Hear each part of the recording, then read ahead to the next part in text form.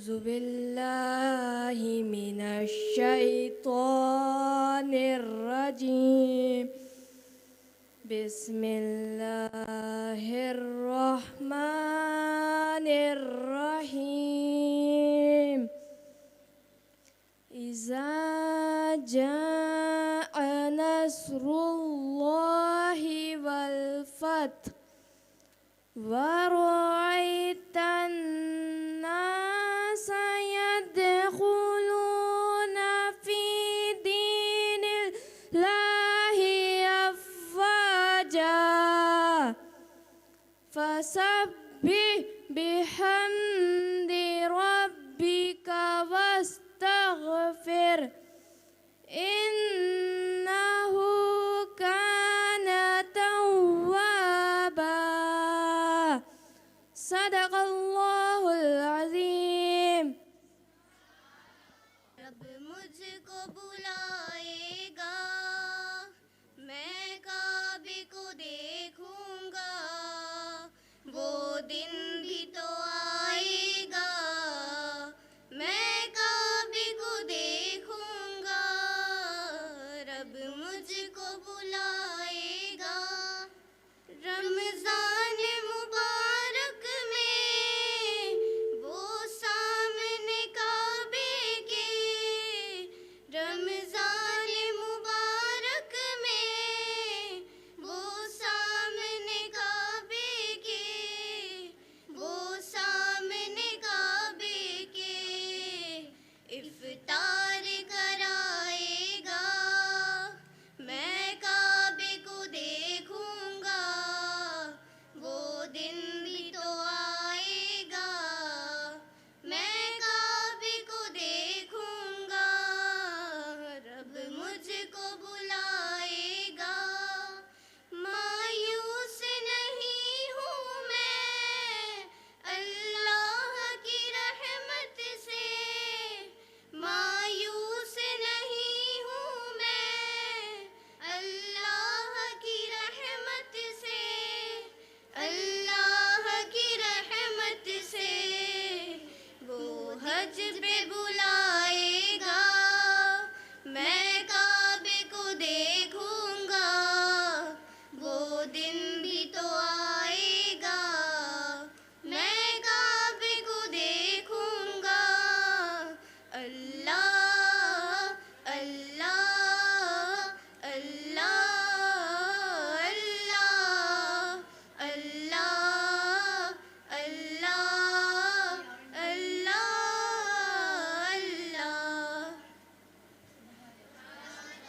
بسم اللہ الرحمن الرحیم فاصلوں کو تکلف ہے ہم سے اگر ہم بھی بے بس نہیں بے سہارا نہیں خود انہی کو پکاریں گے ہم دور سے راستے میں اگر پاؤں تھک جائیں گے ہم وہاں جا کے واپس نہیں آئیں گے ڈھونڈتے ڈھونڈتے لوگ تھک جائیں گے جیسے ہی سبز گنبد نظر آئے گا بندگی کا کرینہ بدل جائے گا سر جھکانے کی فرصت ملے گی کسے خود ہی پلکوں سے سجدے جھلک جائیں گے اے مدینے کے ظاہر خدا کے لیے داستان سفر مجھ کو یوں مت سونا بات بڑھ جائے گی، دل تڑپ جائے گا، میرے محتاط آنسو جھلک جائیں گے، فاصلوں کو تکلف ہے ہم سے اگر، ہم بھی بے بس نہیں، بے سہارا نہیں، خود انہی کو پکاریں گے ہم دور سے، راستے میں اگر پاؤں تھک جائیں گے۔ ماہ رمضان ہے، ماہ رمضان ہے، ماہ رمضان ہے، ماہ رمضان ہے، اس میں روزہ بھی ہے اور تراویح بھی ہے، اس میں روزہ بھی ہے اور تراویح بھی ہے، اس میں نازل ہوا دیکھو قرآن ہے، اس میں پیدا ہوئے میرے غوث الورا، اس میں پیدا ہوئے میرے غوث الورا، جو کہ سارے ہی ولیوں کے سلطان ہے، ماہ رمضان ہے، ماہ رمضان ہے، ماہ رمضان ہے، ماہ رمضان ہے، کاش رمضان ہو اور ماں ساتھ ہو اور عمرہ کروں، یہی ارمان ہے، کاش رمضان ہو اور ماں ساتھ ہو اور عمرہ کروں، یہی ارمان ہے، بخش دے مجھ کو اے میرے خدا، بخش دے مجھ کو اے میرے خدا، عرض کرتا یہی مولا فرمان ہے، ماہ رمضان ہے، ماہ رمضان ہے، ماہ رمضان ہے، ماہ رمضان ہے، ہم کو بخشے گا مولا شب قدر میں، ہم کو بخشے گا مولا شب قدر میں، یہی امید ہے اور یہ ارمان ہے، ماہ رمضان ہے، ماہ رمضان ہے، ماہ رمضان ہے، ماہ رمضان ہے۔ بچوں، میں علامہ صاحب کو مخاطب کرنے سے پہلے کچھ باتیں آپ لوگوں سے شیئر کر دوں۔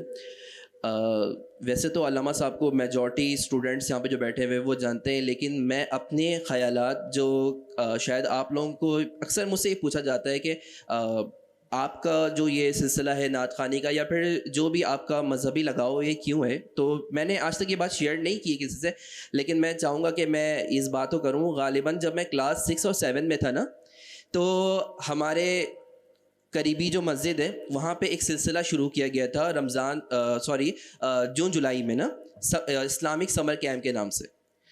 تو میرے والد صاحب، ویسے تو ہمارے گھر میں مذہبی رجحان شروع سے ہی تھا، لیکن میرے والد صاحب نے کلاس 6 اور 7 میں مجھے علامہ صاحب کے پاس لے کے گئے تھے، اور وہاں سے ہماری جو ہے نا وہ تربیت شروع ہوئی تھی۔ اور وہ رمضان، وہ جو مہینہ تھا نا، رمضان سے غالباً 1-2 مہینے پہلے کا مہینہ تھا، اور سمر کیمپ ہماری ہوتی تھی، اس میں کئی سارے علماء کرام جو ہے وہ ہماری کلاسز لیتے تھے، جس میں بہت ساری چیزیں ہمیں، فقہ حدیث، فقہ قرآن اور نماز کا طریقہ اینڈ سو بہت ساری چیزیں ہمیں سیکھنے کو ملا، اور وہیں سے نعت کا بھی شوق پیدا ہوا، وہیں سے دین کو سیکھنے کا بھی سلسلہ شروع ہوا۔ تو اگر میں یہ کہوں تو اس میں کوئی دو رائے نہیں ہوگی کہ میرے اندر جو بیسکس چیزیں، جو شروعات والی جو چیزیں ہیں نا، وہ ڈالنے والے جو ہستی ہے نا وہ علامہ صاحب ہیں۔ اور وہیں سے پھر عدنان بھائی کو بھی کئی لوگ یہاں پہ جانتے ہوں گے کہ اس علاقے میں جو حفاظ پروڈکشن ہے نا وہ عدنان بھائی ہے. تو الحمدللہ سینکڑوں حفاظ کو عدنان بھائی نے جو ہے نا وہ اپنے ہاتھوں سے جو ہے نا مکمل کروایا ہے. یہ بھی ان کو بہت بڑا ایک اعزاز ہے کہ یہ استاد الحفاظ ہیں کہہ سکتے ہیں, اور بہت ان کا بھی اس علاقے میں خدمت ہے. اور علامہ صاحب کا تو میں کہوں کہ میں باقیوں کی کیا بات کروں, میری اپنی لائف میں بہت امپورٹنٹ پلے رول ہے. اس کے بعد پھر صرف یہاں پہ بات ختم نہیں ہوئی کہ صرف ایک سمر کیمپ تھا, بلکہ جلوسوں میں ٹرک میں بھی چڑھانے والے علامہ صاحب تھے ہی مجھے, کہ مجھے ٹرک میں فرنٹ لائن پہ لانا, جو بھی نعت وغیرہ پڑھنا ہوتا تھا یا پھر نعرے لگانے ہوتے تھے یا کچھ بھی, تو علامہ صاحب ہمیشہ حوصلہ افزائی بھی فرماتے تھے. اور وہی جرنی وہاں سے شروع ہوئی, اور صرف مجھے نہیں, علاقے کے کئی سارے نوجوان, اس وقت میں کئی سارے ایسے نوجوان کو تیار کیا گیا, اور الحمدللہ وہ اپنے اپنے جگہ میں اپنے اپنے پلیٹ فارم میں کوشش کر رہے ہیں کہ اپنے حصے کا کوئی نہ کوئی کنٹریبیوشن جو ہے وہ دیا جائے. تو یہی جو آج جو ہم اسی سیشن میں بیٹھے ہوئے نا, یہ بھی اسی کی کہہ سکتے ہیں کہ کڑی پہ کڑی جڑتے جا رہی ہے. تو سب سے پہلے تو علامہ صاحب کا میں بہت شکریہ ادا کروں گا کہ وہ آج آپ آئیں, اور جو ٹاپک ہم نے ڈیسائیڈ کیا ہے اسی کے اکارڈنگ جو ہے وہ ہم علامہ صاحب سے گفتگو سنیں گے, اور جو بھی باتیں ہوں گی اس کو صرف سننا نہیں ہے بلکہ اس کو یاد بھی رکھنا ہے آپ نے, ٹھیک ہے. تو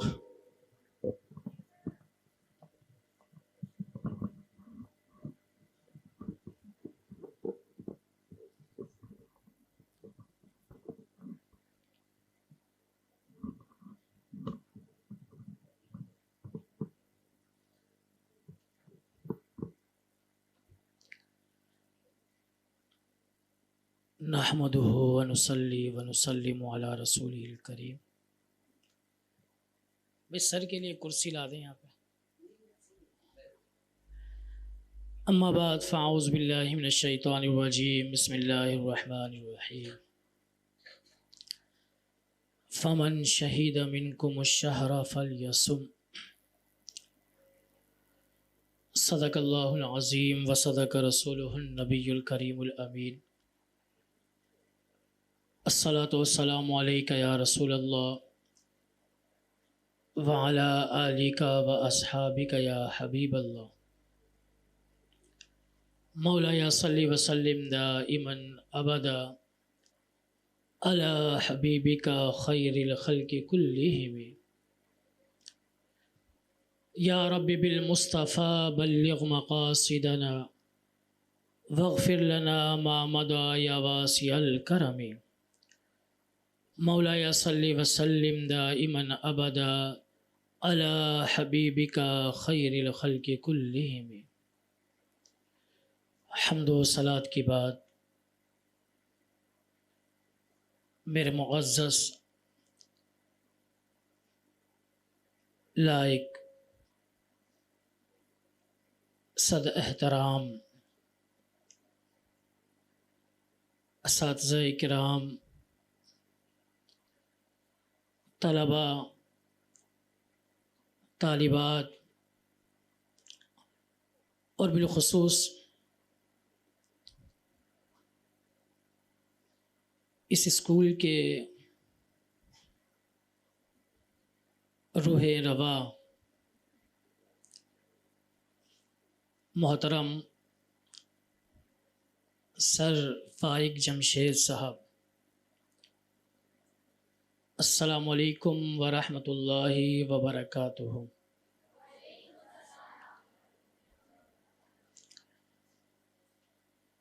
ایک استاد کا اصل کام جو ہوتا ہے وہ انسانی روح کی تعمیر ہے. اقبال نے کہا کہ شیخ مکتب ہے ایک عمارت گر, اس کی صنعت ہے روح انسانی. تو کیونکہ ہمارا آبائی تعلق بھی اسی محلے سے ہے, اور جو بانی اس اسکول کے ہیں سر شمشید مرحوم, ان سے ہمارے دیرینہ تعلقات بھی رہے ہیں. تو بنیادی طور پر وہ ایک استاد تھے اور انہوں نے اس علاقے کی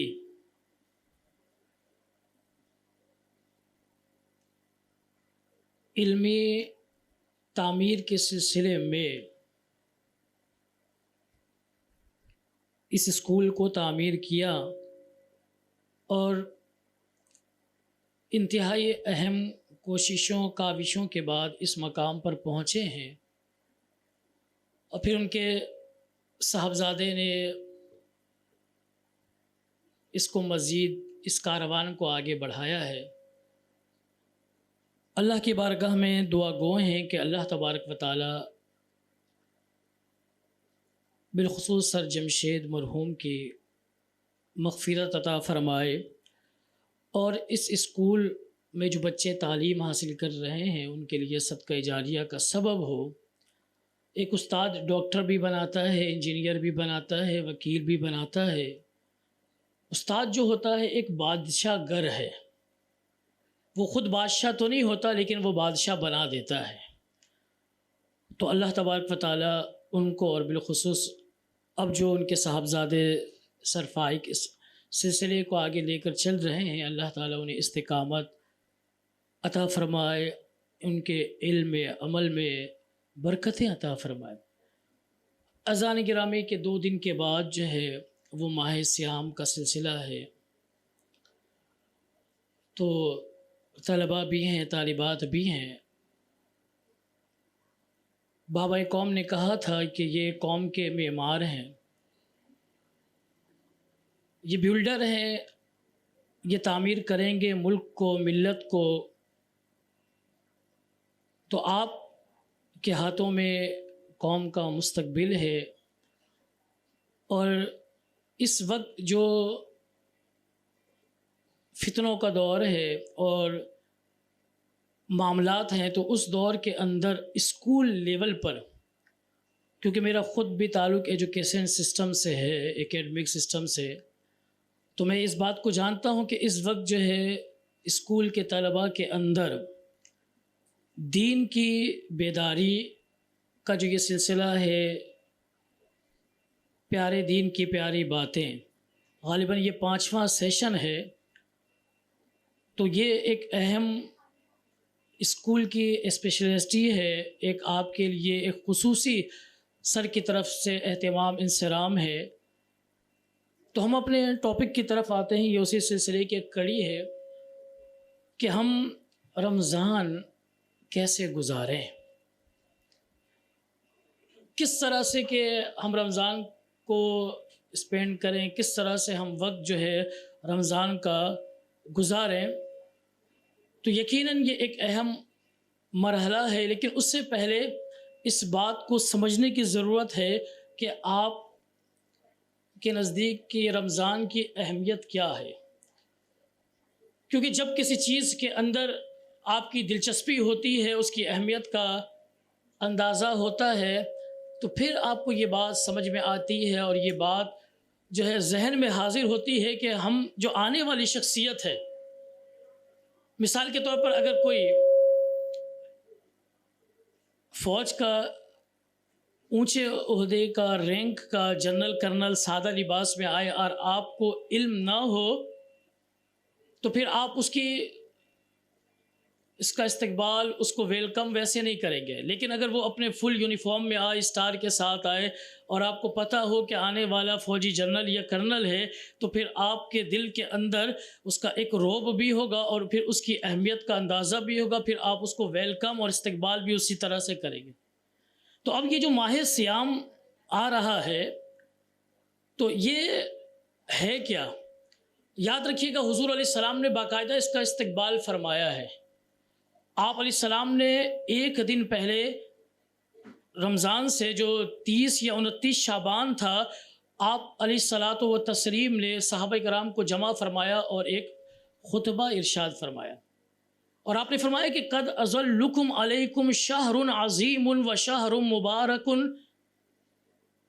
کہا کہ ایک عظیم شہر کہتے ہیں عربی زبان میں مہینے کو، منتھ کو، تو ایک عظیم مہینہ تمہارے درمیان سایہ کرنے والا ہے، یہ نہیں فرمایا آنے والا ہے، فرمایا سایہ کرنے والا ہے۔ سایہ اس لیے کرا کہ جب دھوپ ہو، سخت گرمی ہو اور کہیں آپ کو چھاؤں میسر آ جائے تو پھر کیسے آپ کو ٹھنڈک حاصل ہوتی ہے؟ تو کہا کہ 11 مہینے جو تم نے گناہ کیے یا تم سے نافرمانیاں ہوئی ہیں، تو اب ایک ایسا مہینہ آیا ہوا ہے کہ جو اپنے رحمت کے ذریعے سے تمہارے اس گناہ کو ٹھنڈک میں بدل دے گا، تمہاری جو دھوپ کی تپش ہے، تمازت ہے، اس کو جو ہے وہ چھاؤں سے بدل دے گا۔ تو حضور نے پہلے اس کو فرمایا کہ قد اظلکم، سایہ کرنے والا مہینہ ہے، ٹھنڈک والا مہینہ ہے۔ اور کیسا مہینہ؟ کا شہر عظیم، بڑا عظیم مہینہ، اتنی عظمت والا، عام مہینہ نہیں ہے یہ، سید الشہور ہے، تمام مہینوں کا سردار ہے۔ جیسے جمعہ سید الایام ہے،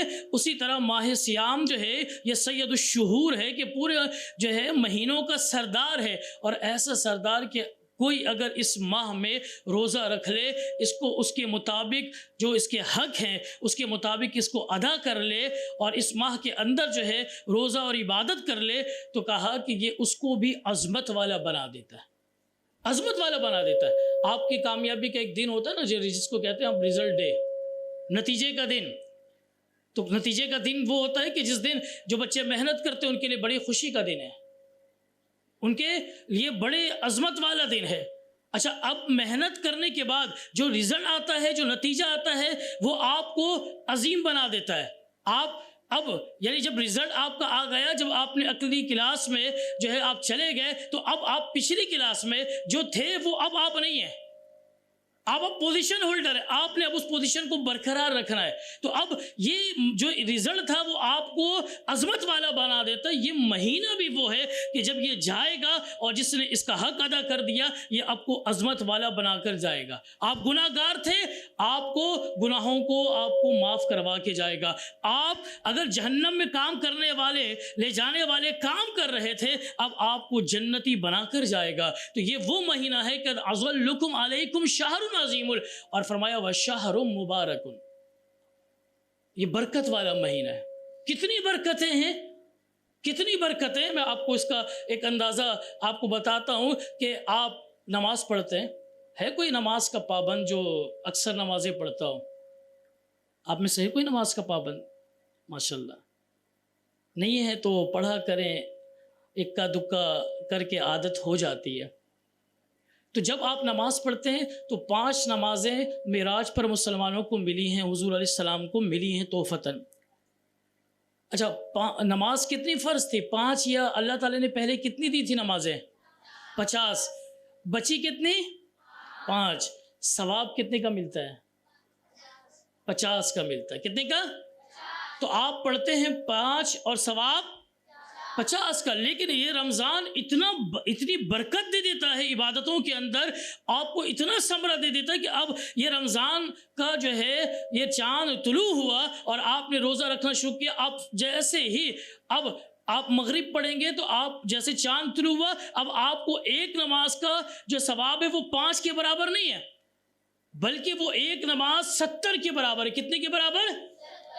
70 کے برابر۔ اور دن بھر میں آپ اگر پڑھیں گے تو وہ ایک نماز 70 کے برابر، آپ اس کو 5 سے ملٹی پلائی کریں، جو جواب آئے گا وہ آپ کی نمازوں کا ثواب ہے۔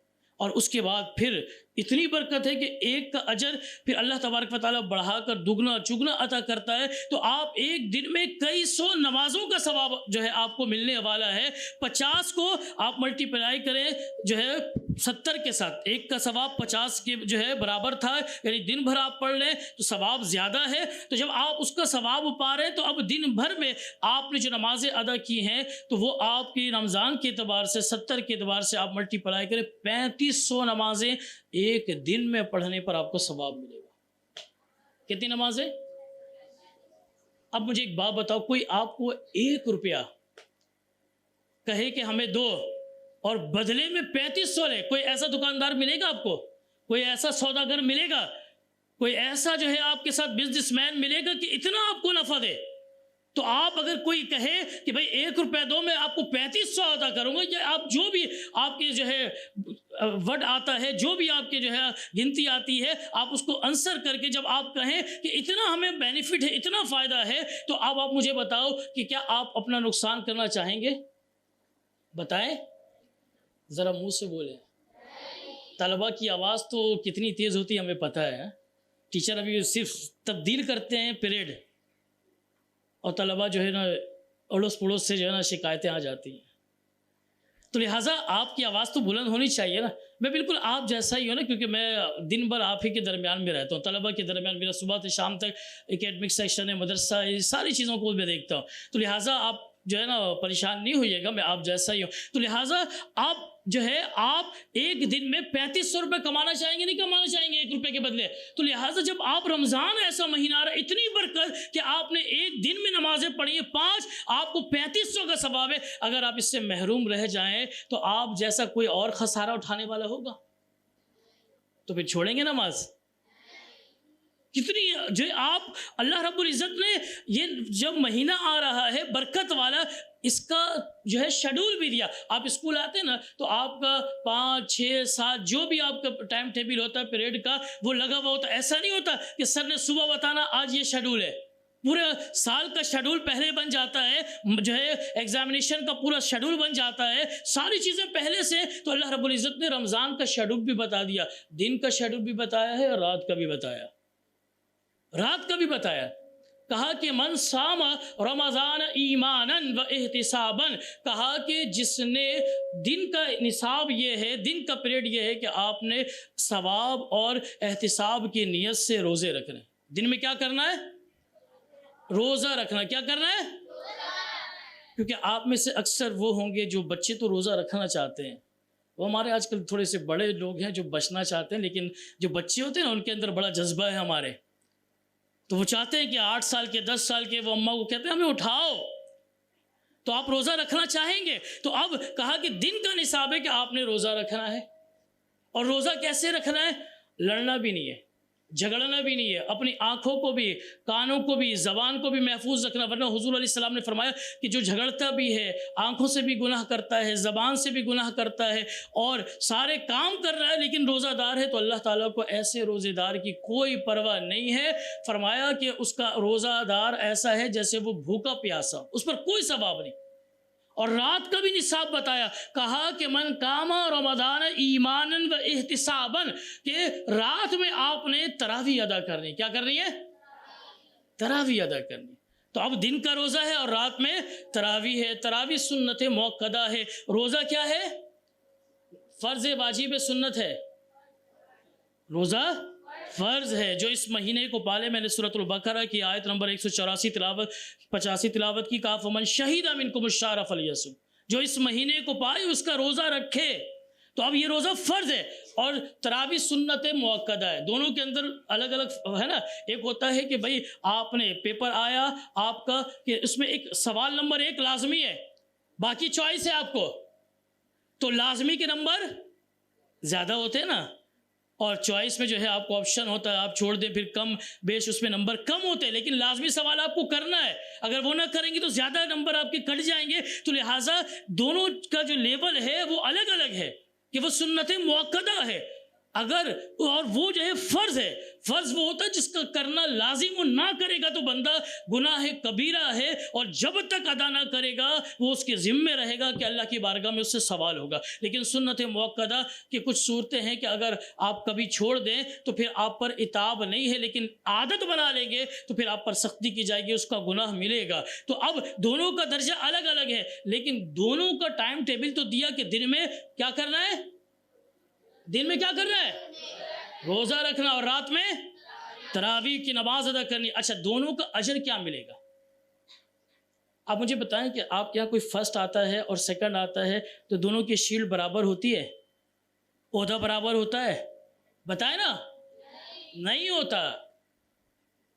چھوٹی شیل ہوتی ہے, بڑی شیل ہوتی ہے, مختلف سائز ہوتے ہیں, فرسٹ سیکنڈ تھرڈ الگ الگ کیا جاتا ہے, کیٹیگری بنائی جاتی ہے. تو اب ہے تو ہونا تو یہ چاہیے کہ ثواب الگ الگ ہو, کہ دن کا الگ نصاب ہے, رات کا الگ نصاب ہے, لیکن اللہ نے دونوں کا جو اجر مرتب کیا, کہا غفر له ما تقدم من ذنبه. پہلی برکت میں نے کہا کہ عظمت والا مہینہ ہے, آپ کو بھی عظیم بنا رہا ہے. کیسی عظیم بنا رہا ہے؟ کہا اس سے پہلے آپ نے جتنے گناہ کیے تھے, کہا رات میں قیام کریں گے اس کا بھی اجر یہی ہی ہے، اور دن میں روزہ رکھیں گے، رات میں تراویح پڑھیں گے، دونوں کا اجر ایک ہی ہے۔ کہا فرض کا بھی اجر ایک ہے اور نفل سنت مؤکدہ کا بھی اجر ایک ہے۔ کیا اجر ہے؟ کہا جتنے گناہ تھے پچھلے، کہا اللہ سب کو معاف کر دیتا ہے،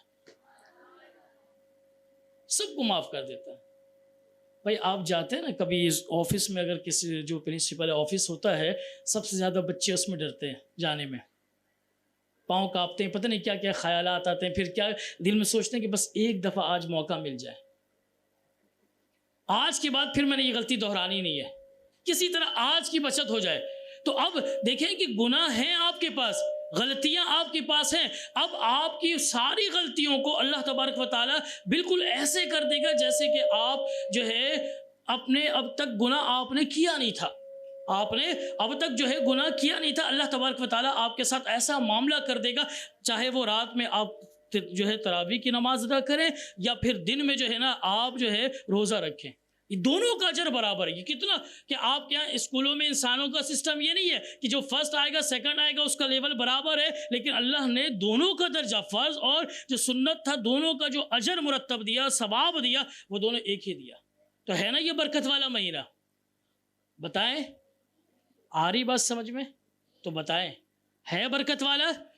5 نمازوں کا ثواب 3500 تک جا رہا ہے، سارے گناہ جو ہے معاف ہو جا رہے ہیں، اور پھر اس کے علاوہ فرمایا کہ یہ وہ مہینہ ہے کہ اللہ رب العزت نے اس کو جو ہے ثواب والا، صبر والا مہینہ بنایا، مواسات والا مہینہ کے برابر بنایا۔ کہ اس میں ایک فرض ادا کریں گے 70 کے برابر، نفل ادا کریں گے فرض کے برابر، پھر اس کے علاوہ اور اس کی برکتیں، لمبے لمبے برکتیں اس کی ہیں۔ کیا کیا برکتیں میں آپ کو کچھ ذکر کرتا ہوں۔ اس میں ایک رات آتی ہے جو کون سی رات کہلاتی ہے؟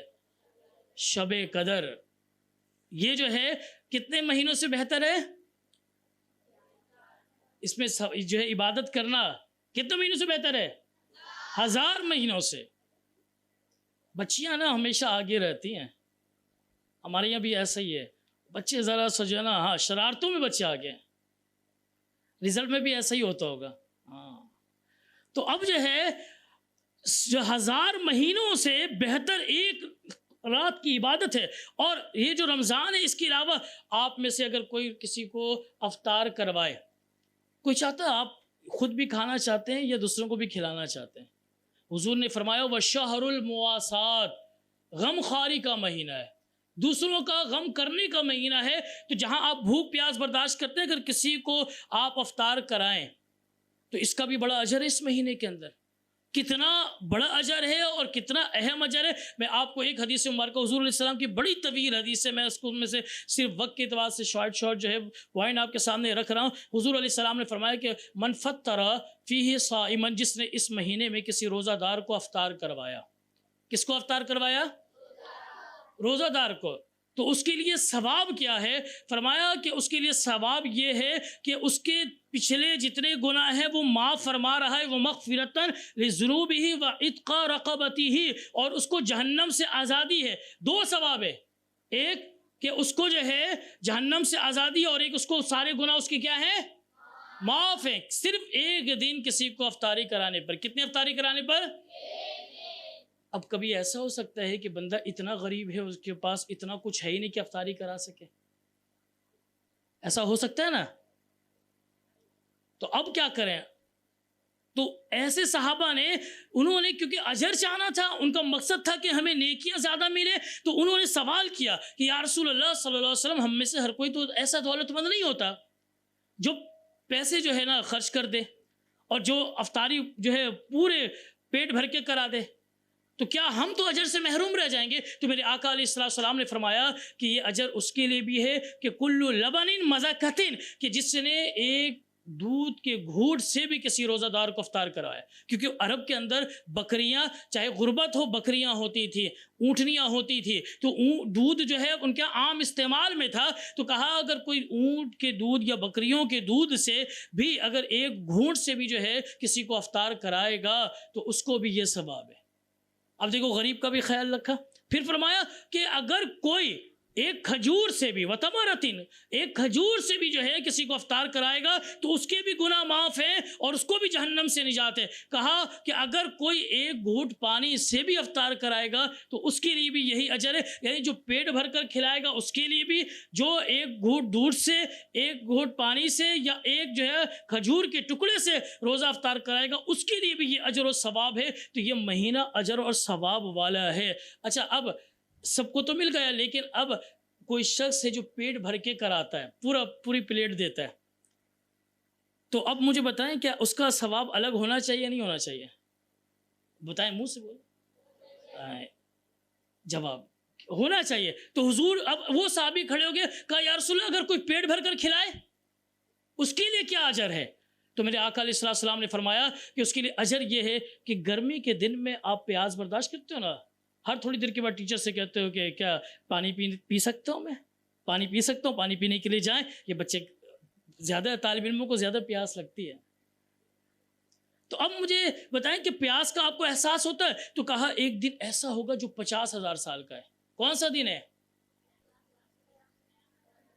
قیامت کا دن ہے۔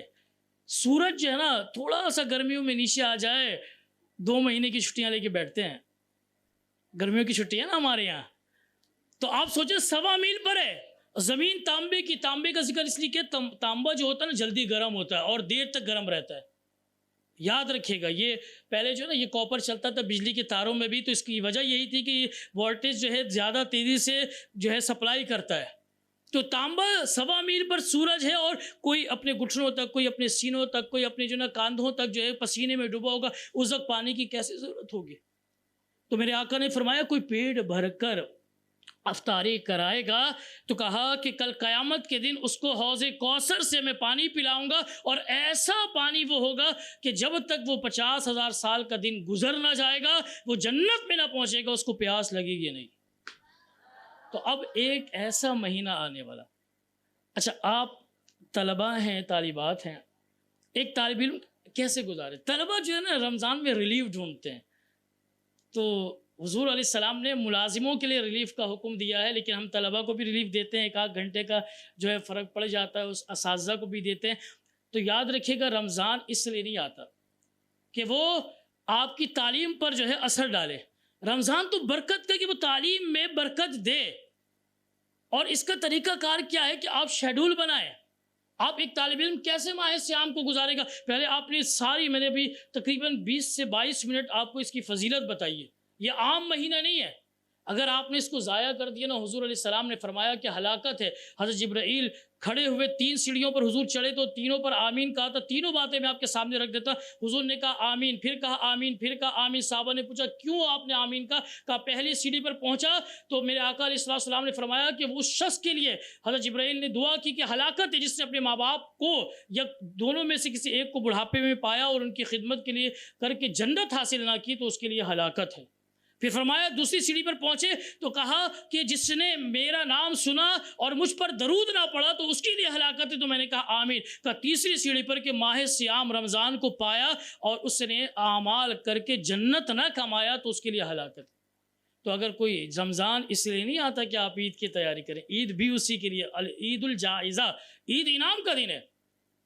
کیا جو نکما نالائق طالب علم ہوتا ہے نتیجے کے دن سے سب سے زیادہ ڈرتا وہی ہے، یا تو وہ اس دن جو ہے نا پی ٹی ایم پتہ نہیں ہوتی ہے یہاں پر، تو پی ٹی ایم میں وہ اپنے والدین کو اطلاع نہیں دیتا، یہ کوشش کرتا ہے کہ غیر حاضر رہے، موجود نہ رہے۔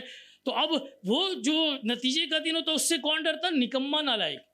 تو نکموں نالائقوں کو عید والے دن تیاری کی ضرورت نہیں ہے، ان کے لیے نہیں ہے عید۔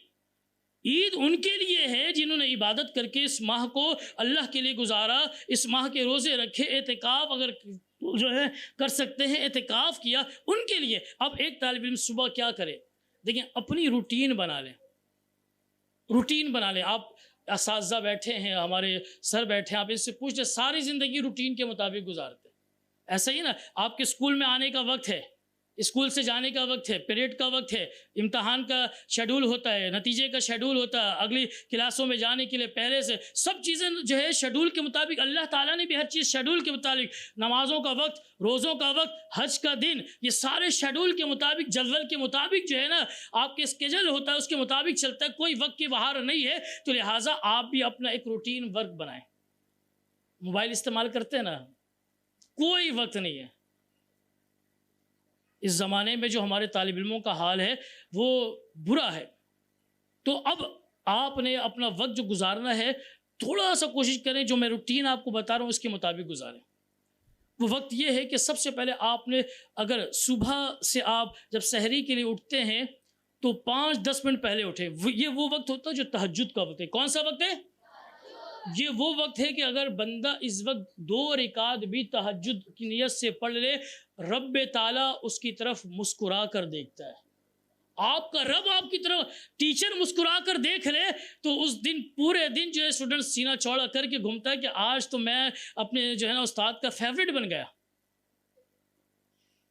اور وہ پوری کلاس میں پھولے ہی نہیں سماتا ہے کہ آج جو ہے نا میں قریب ہوں تو استاد کے, تو لہٰذا جب رب مسکرا کر دیکھے گا اس کی الگ فضیلت ہے. تو کوشش کریں کہ کم سے کم 2 رکعت تہجد ضرور پڑھیں. اس کے بعد فجر کی نماز جو لڑکے ہیں کوشش کریں کہ مسجد جائیں, جماعت کے ساتھ ادا کریں. اور پاسبلٹی نہیں ہے, بہت جگہ حالات ایسے ہوتے ہیں تو پھر گھر پہ ادا کریں. اس کے بعد کچھ وظائف پڑھ لیں, قرآن پاک کا کم سے کم 1 رکوع ضرور پڑھیں. اس کے بعد سونا نہیں ہے. اس کے بعد آپ نے اسکول کی تیاری کرنی. جو اس وقت جو ذہن ہے نا وہ ایسا ہے کہ بالکل آپ کا صاف ستھرا ذہن ہے. اب آپ نے جو بھی اسکول کا ہوم ورک ہے یا جو باقی رہ گیا یا جو آپ نے ریویژن کرنا دہرانا ہے آپ نے اس وقت دہرائیں. اسکول کی تیاری کر لیں. آپ چاقو چوبند رہیں گے. آپ سو گئے, اب جو اٹھیں گے نا تو آپ کا ذہن آدھا جاگے گا آدھا سویا رہے گا. پورے اسکول میں آپ جب پہنچیں گے تو آپ کے 5 یا 6 جو بھی پیریڈ ہوتے ہیں اس پیریڈ کے اندر جو آپ کی حالت ہوگی وہ اچھی نہیں ہوگی. تو یہ آپ کی روٹین ہو. پھر اسکول آئیں, اسکول سے آنے کے بعد جو بھی آپ کے شیڈول ہے ظہر کی نماز ادا کریں.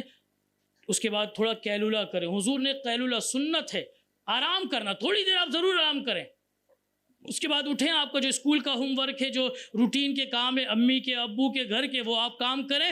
عصر کے بعد کوشش کریں کہ کچھ اگر گھر والوں کا ہاتھ بٹا سکتے, بچیاں ہیں تو اپنی جو ہے نا ماؤں کا ہاتھ بٹائیں, بچے ہیں تو گھر میں کچھ تلاوت اور کچھ ذکر و اذکار کر کے اپنے ماں باپ کا جو ہے ہاتھ بٹائیں. پھر افطاری کرنے کے بعد پھر تھوڑا سا آرام کر کے, افطاری کے اندر یاد رکھیے گا یہ کھانے پینے کا مہینہ نہیں ہے. ہمارے یہاں ہوتا یہ ہے کہ امی یہ بنا دیجئے, امی یہ بنا دیجئے, امی یہ بنا دیجئے. وہ سارا جو شیطان نے جو روکا تھا نا وہ سارا افطار کے وقت میں پورا ہے. تھوڑا آرام کر کے پھر تراویح کے لیے جائیں. پھر تراویح کے بعد جب آئیں تو کچھ ذکر و اذکار کر کے. موبائل ٹوٹل اس زمانے میں, زمانہ طالب علمی میں اگر آپ AI کا استعمال کر رہے ہیں پڑھائی کے لیے, میں آپ کو بتا رہا ہوں 99% جو طالب علم ہیں اسکول کے وہ AI کے لیے استعمال نہیں کرتے, وہ پڑھائی کے لیے استعمال نہیں کرتے. گارنٹی دے رہا ہوں, میں ضمانت دے رہا ہوں اس بات کی, کیونکہ میرا واسطہ صبح سے شام تک طلباء کے ساتھ ہے. تو لہٰذا کوئی جو ہے استعمال نہیں کرتا. تو اس کو آپ گیم ہے, کچھ بھی چیزیں ہیں, آپ اس کو ٹوٹل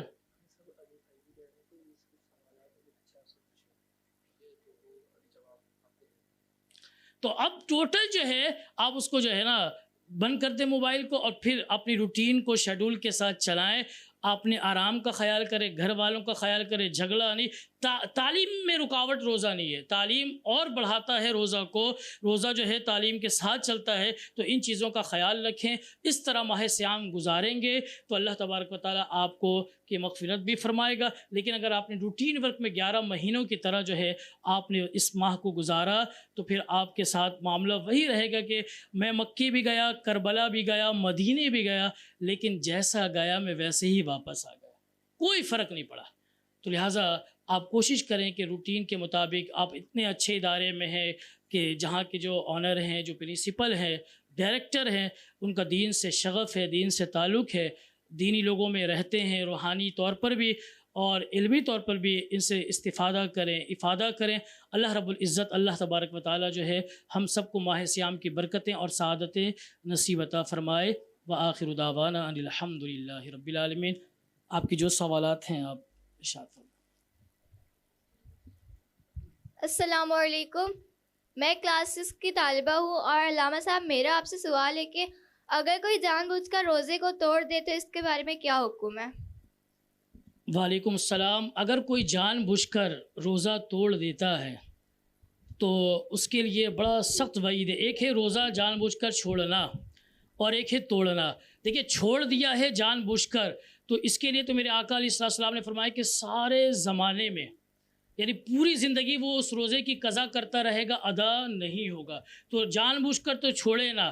اچھا اگر کسی نے روزہ جو ہے رکھنے کے بعد جان بوجھ کر توڑ دیا ہے تو اس کی مختلف صورتیں ہیں. مختلف صورتیں یہ ہیں کہ اگر اس نے کھانے پینے کے بعد یعنی کھانے پینے کے ذریعے سے جو ہے روزہ توڑا ہے تو اس روزے کی جو ہے قضا کی جائے گی. اس روزے کی کیا کی جائے گی؟ قضا کی جائے گی. یعنی ایک روزہ اس کے بدلے میں رکھا جائے گا اور اللہ تعالیٰ سے معافی مانگی جائے گی, توبہ کیا جائے گا. اچھا کچھ صورتیں ایسی ہیں کہ جو ابھی طالب علم میں آپ کے سامنے نہیں رکھ سکتا, لیکن اتنا بتا دوں کہ اس کے لیے پھر قضا بھی ہے اور کفارہ بھی ہے. اگر اس کو اس صورتحال میں توڑا تو کفارہ کیا ہوتا ہے؟ وہ ہے 60 دن کے مسلسل روزے, ٹھیک ہے, یا جو ہے وہ 60 مسکینوں کو کھانا کھلانا یا ان کو کپڑے پہنانے یا ایک غلام آزاد کرنا. تو اس کی مختلف صورتیں, لیکن کیونکہ آپ کے اعتبار سے یہ ہے کہ ایک روزہ جو ہے اس کی قضا کریں گے اور اللہ کی بارگاہ میں توبہ کریں گے کہ یہ گناہ کبیرہ ہے روزہ رکھ کر جو ہے جان بوجھ کر توڑنا. ٹھیک ہے جی. السلام علیکم علامہ صاحب, میرا آپ سے سوال ہے کہ ہم رمضان کے بعد بھی اپنا اچھی عادتیں کیسے برقرار رکھ سکتے ہیں؟ جی یہ آپ ایک فوجی سے سوال کریں گے نا, وہ اس کا بہترین جواب دے گا.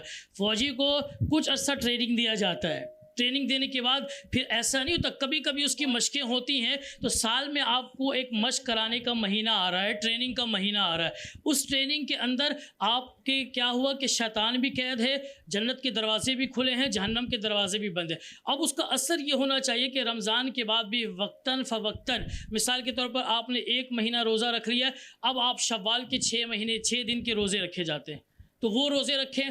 پھر اگلے مہینے آپ جو ہے عادت بنا لیں کہ آپ نے نماز نہیں چھوڑنا ہے, عادت بنا لیں کہ پیر کے روزے رکھیں. جو ہفتہ واری روزہ رکھ سکتا ہے وہ پیر اور جمعرات کے رکھے, جو مہینے کا رکھ سکتا ہے وہ ایام بید یعنی 13, 14, 15 کے روزے رکھے. یہ آپ کی جسمانی صحت کے لیے بھی بڑا مفید ہے ڈاکٹر طبی نقطہ نظر سے, اور پھر یہ پورے سال آپ کی تربیت اور ٹریننگ رہے گی اس ماحول سے. جب آپ روزہ رکھیں گے نا ماحول خود بخود بنے گا. تو اس چیز کی آپ پابندی کریں کہ پورے سال آپ نے تھوڑا تھوڑا کر کے جو ہے اس جو عبادت ہے اس میں تھوڑا کریں لیکن ہمیشہ کریں. حضور علیہ السلام نے اس عبادت کو پسند کیا ہے کہ جو تھوڑا ہو لیکن ہمیشہ ہو. تو آپ یہ کوشش کریں کہ عبادتوں پر دوام رہے, اور کبھی کبھار جو ہے مہینے میں 2 دن 3 دن روزہ رکھیں, وہ ماحول بنے گا تو پھر آپ ماہ سیام کے بعد بھی آپ کو ماہ سیام محسوس ہوگا. جی. السلام علیکم علامہ صاحب, میرا آپ سے سوال ہے, رمضان ہمیں کون سی سب سے بڑی عادت سکھاتا ہے؟ رمضان بیٹھے وعلیکم السلام. رمضان جو سب سے اہم عادت ہمیں سکھاتا ہے وہ ہے تقویٰ. کیا ہے؟ تقویٰ. تقویٰ کے عام طور پر جو معنی ہے میں آسان آپ کے لیے جو ہے سمجھا دیتا ہوں کہ اللہ رب العزت یہ چاہتا ہے, تقویٰ کے معنی یہ ہے کہ جہاں اس نے آپ کو دیکھنے کا, یعنی وہ چاہتا ہے جہاں وہ آپ کو دیکھے وہاں موجود رہیں. وہ آپ کو چاہتا ہے مسجد میں دیکھیں آپ وہاں موجود رہیں, عبادت میں دیکھیں آپ وہاں موجود رہیں. اور اللہ رب العزت جہاں چاہتا ہے کہ آپ موجود نہ ہوں, گناہوں کے کعب میں موجود نہ ہوں, لڑائی جھگڑا میں موجود نہ ہو, تو وہاں موجود نہ رہیں, اس کو تقویٰ ہے. تو یہ اچھا تقوی کے اندر پھر صبر بھی ہے, اس کے بعد پھر اور دیگر چیزیں ہیں, لیکن سب سے بڑا جو سبق ہے اور عادت ہے وہ یہ اپنانی چاہیے کہ اپنے اندر برداشت کی عادت پیدا کریں. کس چیز کی عادت؟ برداشت. روزہ آپ کو جھوٹ سے, غیبت سے, ان تمام چیزوں سے جو ہے دور کرتا ہے. تقویٰ آ جائے گا تو ساری چیزیں آپ کے اندر آ جائیں گے. جی. السلام علیکم, میرا آپ سے ایک سوال ہے کہ اسلام سے پہلے روزے رکھے جاتے تھے؟ جی وعلیکم السلام. اسلام سے پہلے روزے رکھے جاتے تھے. سورہ البقرہ کی آیت نمبر جو ہے 183 ہے, اس میں اللہ رب العزت نے فرمایا کہ یا ایھا الذین آمنوا کتب علیکم الصیام کما کتب علی الذین من قبلکم. اے ایمان والو, تم پر جو روزے فرض کیے گئے ہیں وہ ایسے ہیں جو پچھلی امتوں پر, گزشتہ امتوں پر بھی فرض کیے گئے. اچھا اس کی الگ الگ تاریخ ہے. حضرت آدم علیہ السلام جو ہے ہر مہینے کے 13, 14, 15 جو چاند کی مشہور تاریخیں ہوتی, جب چاند خوب روشن ہوتا ہے ان دنوں میں ان کے ہاں روزہ فرض تھا.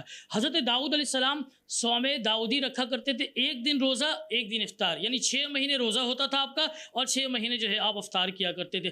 اسی طرح ہندوؤں کے ہاں بھی مختلف قسم کی جو ہے روایتوں میں روزہ ان کے ہاں ملتا ہے، خواتین ان کی الگ روزہ رکھتی ہیں، مردوں کے ہاں بھی جو وہ لوگ عبادت کرتے ہیں اور جو ہے وہ پنڈت وغیرہ ہوتے ہیں ان کے ہاں الگ جو ہے نا روزہ رکھا جاتا ہے۔ اسی طرح رومی، یونانی اور مصری تاریخوں کے اندر بھی جو ہے روزہ مل جاتا ہے۔ پھر جو اہل کتاب میں سے ہیں حضرت موسیٰ علیہ السلام، وہ جب توریت لینے کے لیے گئے تو اللہ تبارک و تعالیٰ نے ابتداً 30 روزے رکھوائے، پھر 10 اور بڑھائے، یعنی 40 روزہ ہے۔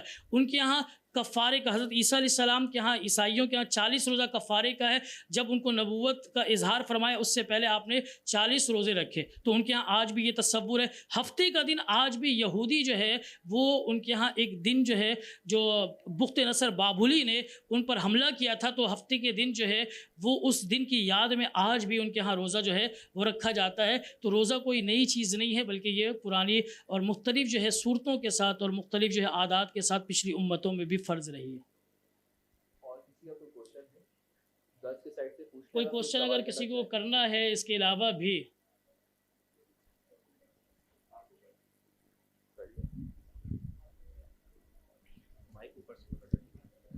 السلام علیکم، میرا آپ سے یہ سوال ہے کہ جو ہم 3 مہینے کا روزہ رکھتے ہیں رجب سے رمضان تک، اگر اس میں سے کوئی روزہ غلطی سے چھوٹ جائے یا کسی وجہ سے چھوٹ جائے تو وہ کیا رکھنا ضروری ہے یا پھر وہ نامکمل کہلائے گا؟ جی بیٹھیں۔ وعلیکم السلام۔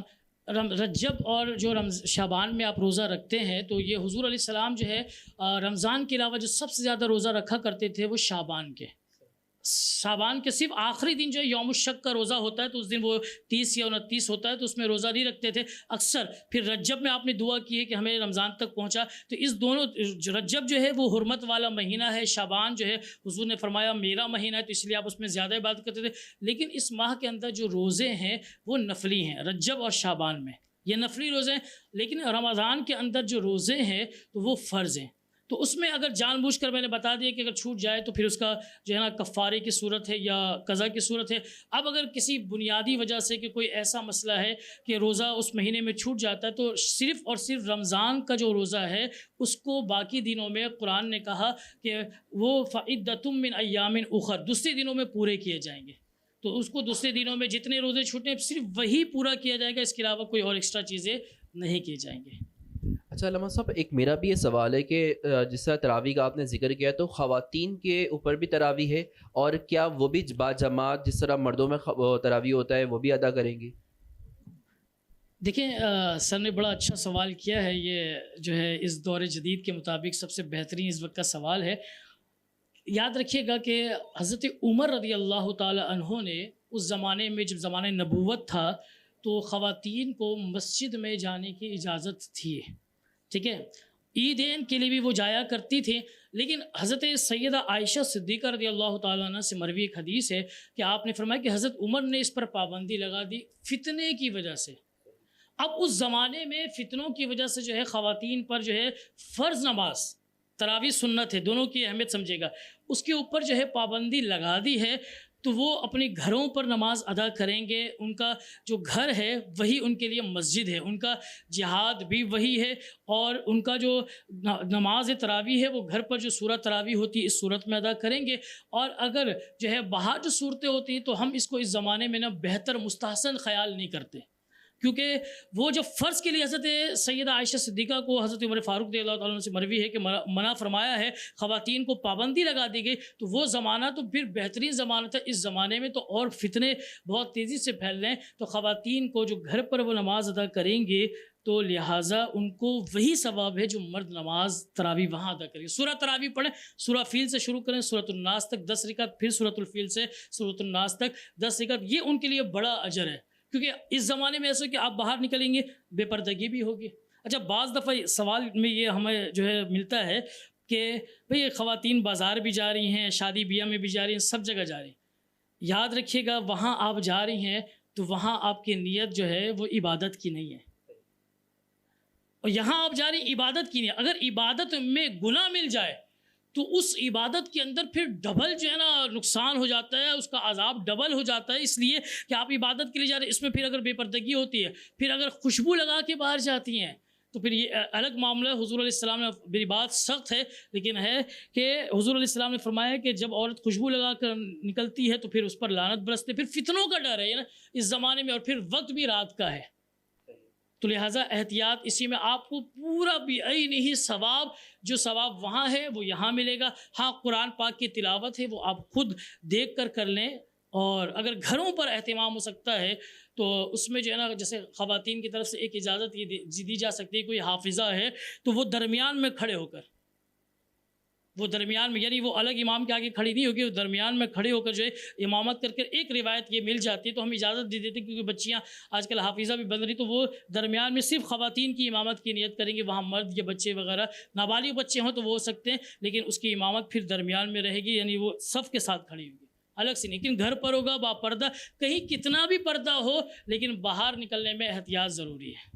اچھا, یہ اس بات سے ایک سوال لوگوں میں گردش ہے کہ تراویح خواتین جو پڑھیں تو اپنے گھر میں ایک خاص جگہ مصلی بنا لیں, وہیں پہ پڑھیں, تو یہ ایسی بھی کوئی وجوہات ہے یا پھر وہ کہیں پہ بھی گھر میں پڑھ سکتی ہیں؟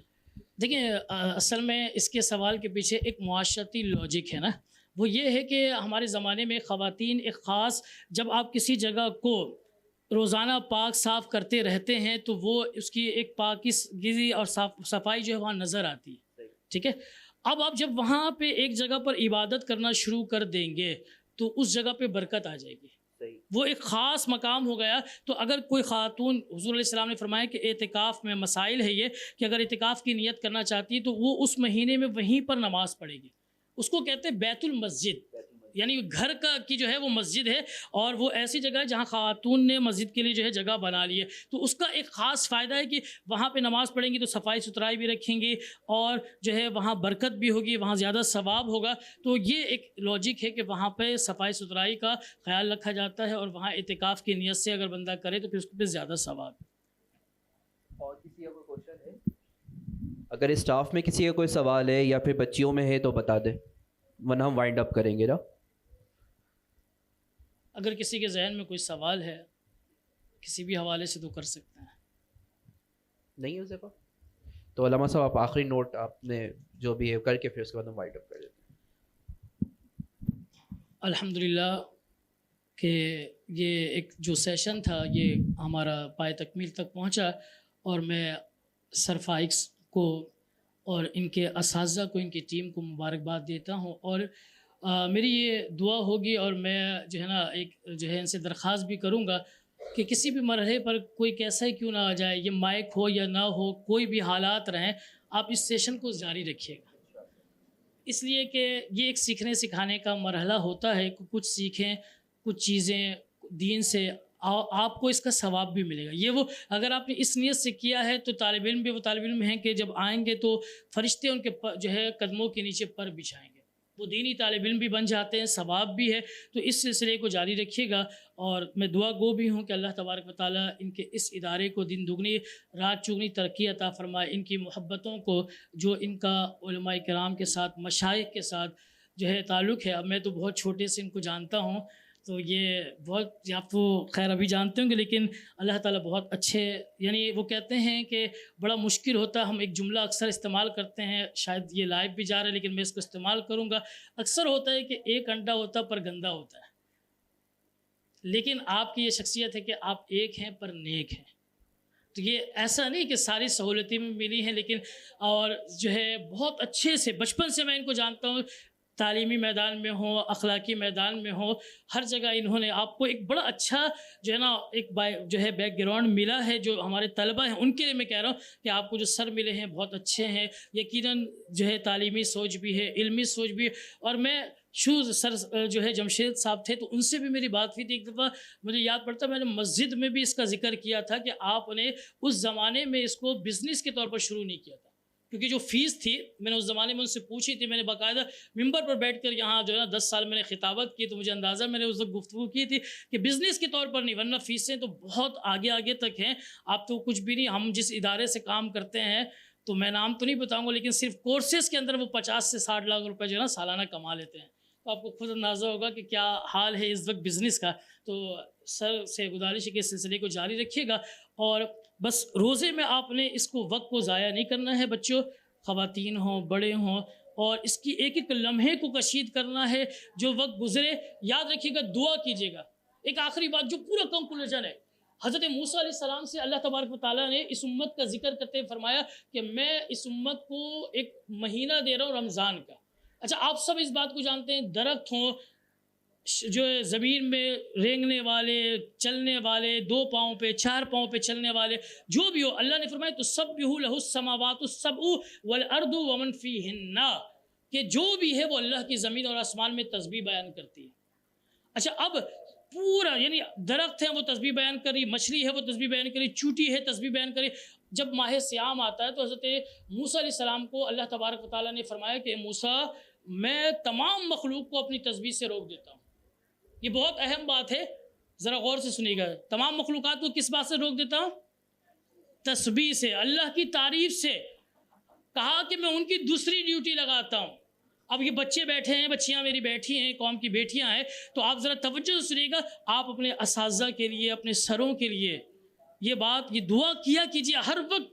میں جب دعا کرتا ہوں میری عادت ہے کہ میں اپنے اساتذہ کا ضرور ذکر کرتا ہوں, اس لیے کہ آج جو مقام پر ہے وہ اساتذہ کی بدولت ہے. میں نے کہا نا شیخ مکتب ہے ایک عمارت گر, کہ جو استاد ہے نا وہ ایسا ہے جیسے عمارت بنانے والا ہے, لیکن عمارت بنانے والا ایسی جو ہے بلاکوں سے عمارت بناتے, لیکن وہ جو ہے اس کی صنعت ہے روح انسانی, وہ روح انسانی کی تعمیر کرتا ہے.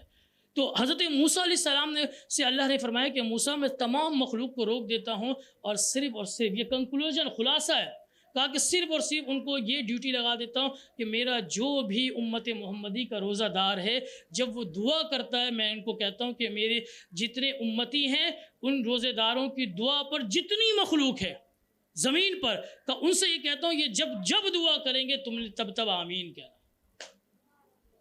تو آپ کے لیے اتنے لوگ دعا کر کے آپ دعا پر آمین کہنے والے, تو اپنے اساتذہ کو, اپنے والدین کو, اپنے جو ساتھی ہیں نا, سنگت ساتھی طالب علم, ان کے لیے, اپنے ادارے کے لیے لازمی دعا کریں. عام طور پر طالب علم کو اپنے اداروں سے آج کل لگاؤ ذرا کم ہوتا ہے, گھر پر پنکھا نہیں توڑیں گے, اسکول میں ضرور توڑتے ہیں. تو یاد رکھیے گا یہ آپ کا مادر علمی ہے, ہم اس کو مادر علمی کہتے ہیں, کہ جس طرح ماں کی گود سے سیکھتے ہیں, تو اسکول آپ کا, چاہے آپ کالج چلے جائیں, یونیورسٹی چلے جائیں, جو اسکول ہے نا آپ کا, یہ بیسک پرنسپل ہے, یہ آپ کو بنیادی چیز سکھاتا ہے. 1-2 کے بغیر آپ جو ہے انٹر نہیں کر سکتے, میٹرک کے بغیر انٹر نہیں کر سکتے. یہ بیسک ہے, یہ یادیں آپ کو ہمیشہ رہیں گے. انٹر 2 سال کا بھول جائیں گے اور باقی یونیورسٹیز میں بھول جائیں گے. یہ وہ زمانہ ہے, یہ ہمیشہ یادگاری کا. اسکول کے ساتھ مخلص رہیں, اساتذہ کے ساتھ مخلص رہیں. یہ زمانہ آپ کا بڑا اہم ہے. یہ اس وقت کی ایک ایک لمحے کو اہمیت دیں. یہ وقت گزر جائے گا تو کوئی سنگت ساتھی کام نہیں آئے گا, بلکہ یہ جو آپ کا علم ہے وہی کام آئے گا آپ کے. تو اپنے اساتذہ کی قدر کریں, اور اس وقت کو جو ہے آپ نے فائدہ مند بنانا ہے, نفع بخش بنانا ہے. اسی نے آپ کو انجینئر بھی بنانا ہے, اسی وقت نے ڈاکٹر بھی بنانا ہے, اسی وقت نے آپ کو عالم بھی بنانا, اچھا انسان بھی بنانا ہے. یہ وقت کھو دیا تو پھر وقت آئے گا نہیں. اللہ تعالیٰ سے دعا ہے اللہ تعالیٰ آپ کے اس ادارے کو دن دگنی رات چگنی ترقی عطا فرمائے, آپ کے والد مرحوم کی مغفرت عطا فرمائے, آپ کی والدہ کو صحت و تندرستی عطا فرمائے, ان سب بچوں کے ماں باپ کے رزق میں, جان میں, مال میں برکتیں عطا فرمائے. اللہ تعالیٰ آپ کو سدا آباد رکھے, خوش و خرم رکھے. جو میری بیٹیاں ہیں ان کے نصیب اچھے فرمائے. وآخر دعوانا ان الحمد للہ رب العالمین. عدنان بھائی سے ریکویسٹ کروں گا کہ مختصر صلاۃ و اسلام پڑھ لیں, پھر انشاءاللہ پھر دعا کریں گے.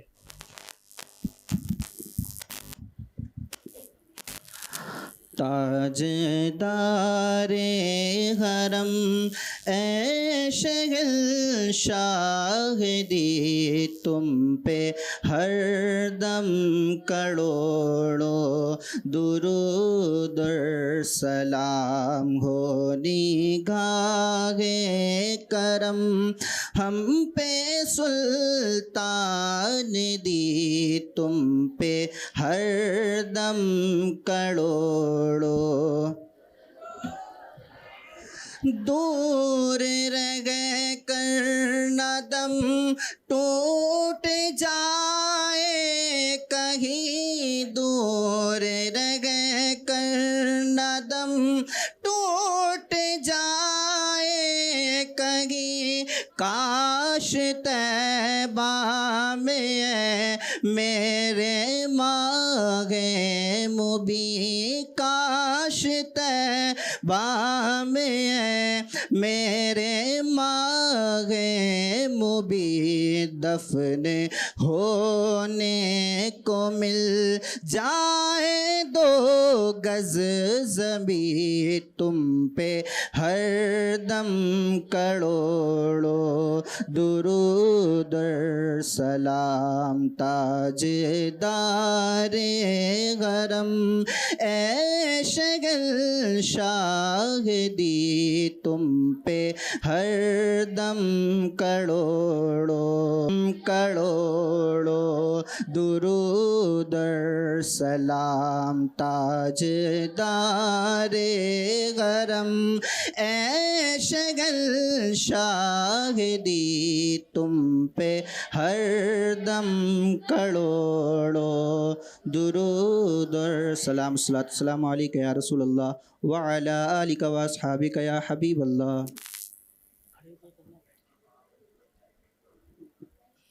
تمام طلبہ طالبات تشریف رکھیں. اللہم آمین. الحمدللہ رب العالمین والصلاة والسلام علی سید الانبیاء والمرسلین.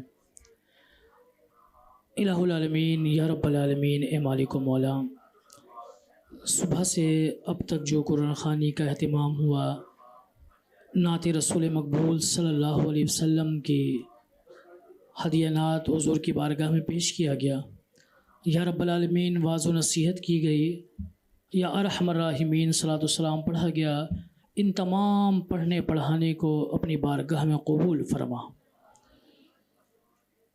یا رب العالمین اے مالک و مولا، تیری توفیق تیری عطا سے قرآن مجید کی اول تا آخر ختم شریف 5 مرتبہ پورا مکمل قرآن پڑھا گیا.